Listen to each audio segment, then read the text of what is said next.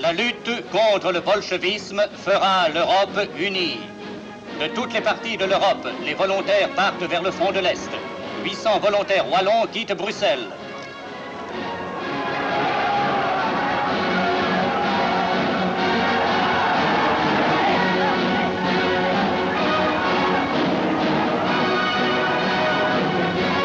Parmi eux, simple volontaire, Léon de Grelle, chef du rexisme.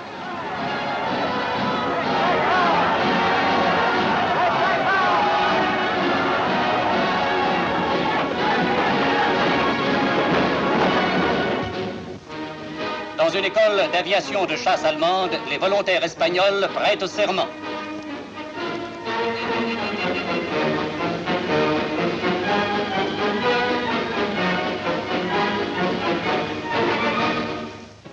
À l'extrême nord, malgré les difficultés de terrain et la résistance désespérée de l'armée rouge, les troupes allemandes et finlandaises poursuivent sans relâche leur progression. Bien qu'un violent barrage d'artillerie soit déclenché par les Russes, les unités allemandes parviennent à franchir le cours d'eau.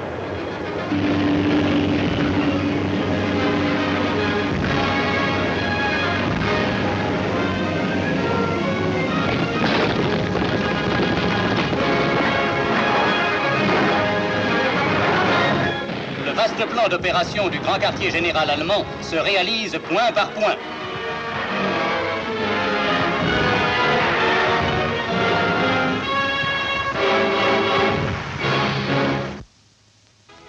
Au nord, tout d'abord, la Lituanie et la Lettonie ont été libérées. Puis, les troupes allemandes ont atteint le golfe de Finlande. Après l'encerclement de Bialystok, bataille d'écrasement de Minsk.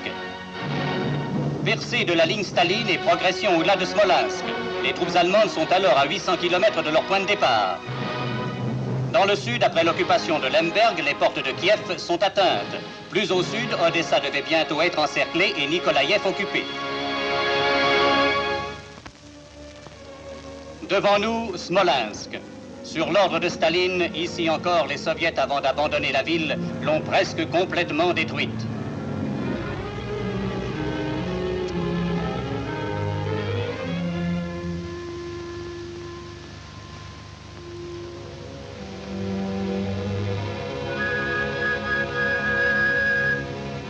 Smolensk, ville sainte de toutes les Russies. Nous voyons ici la cathédrale historique transformée par les soviets en musée de l'athéisme. Sur l'ordre des autorités allemandes, les églises sont remises en état.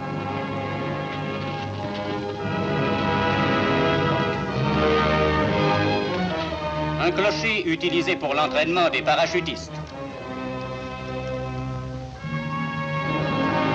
Bientôt, la première messe est célébrée sur le territoire libéré de la tyrannie bolchevique.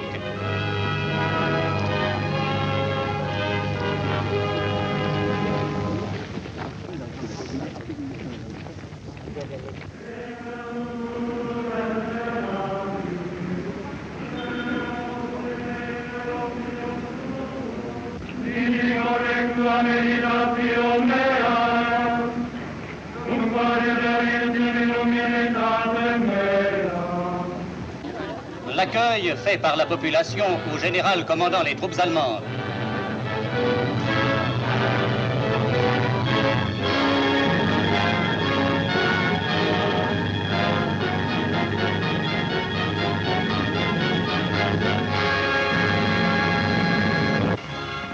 Les divisions du Reich se dirigent maintenant vers la mer Noire.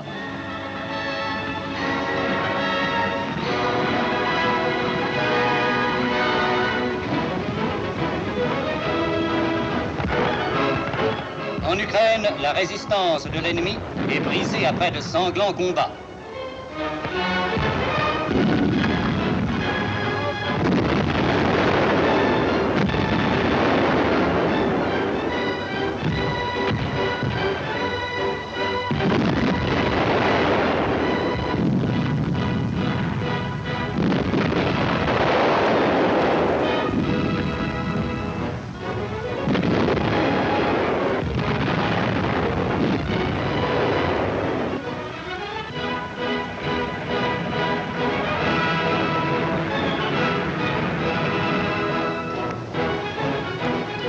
un jeune chef d'une formation de choc reçoit les félicitations de son général.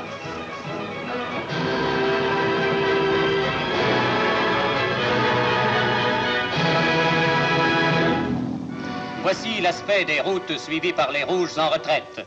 À la date du 21 août, l'armée soviétique avait perdu 14 000 chars.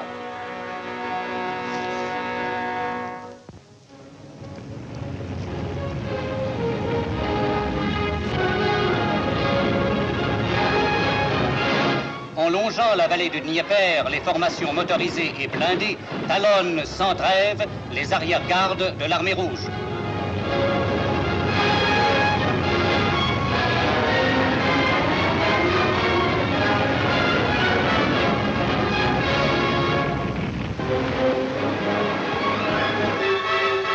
« 14 000 canons ont déjà été capturés.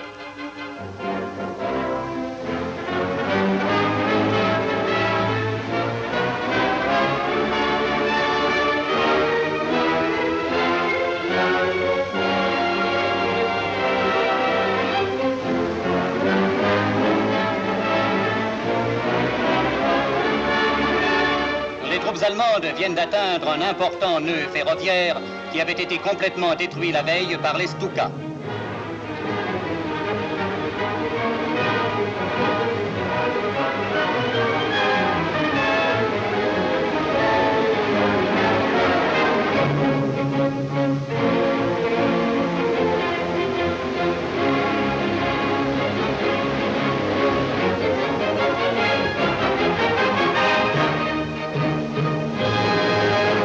Les voies sont immédiatement remises en état.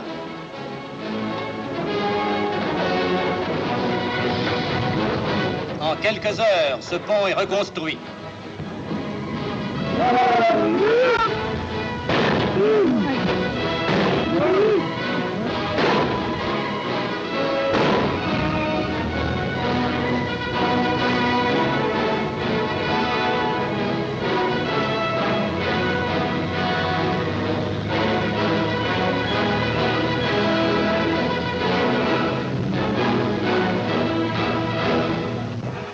Des avions soviétiques de bombardement tentent d'entraver l'avance des unités d'infanterie. La DCA entre en action.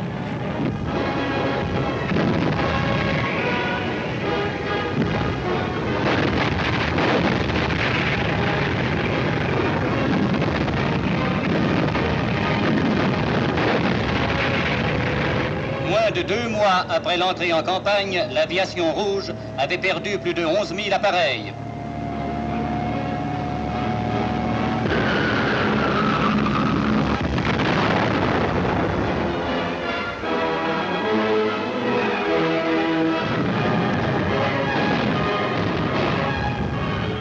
Toujours en Ukraine, voici quelques rapides épisodes de la bataille d'anéantissement d'Ouman.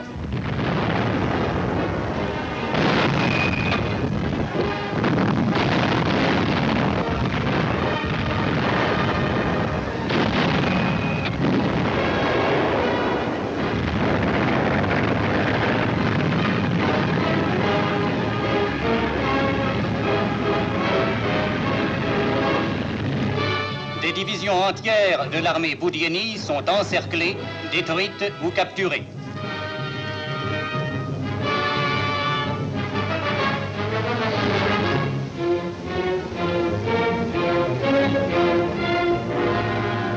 Dans ce camp, plus de 80 000 soldats soviétiques ont été rassemblés. D'après le communiqué du 21 août du DNB, 5 millions de bolcheviks se trouveraient hors de combat.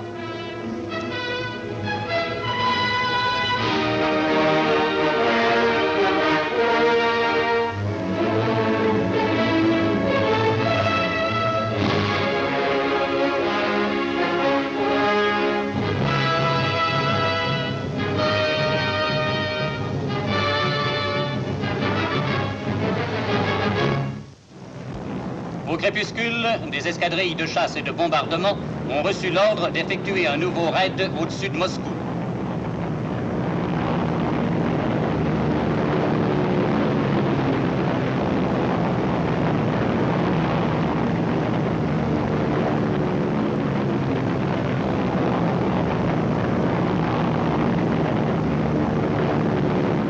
Bientôt, les bombardiers survolent la capitale rouge.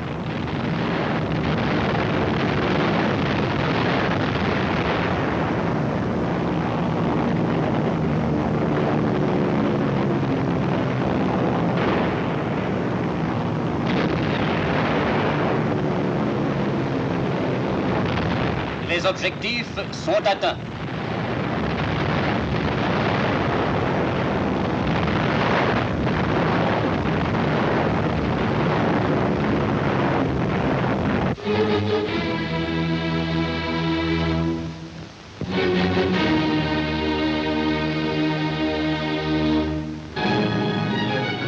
Vers la victoire finale, la nouvelle Europe est en marche.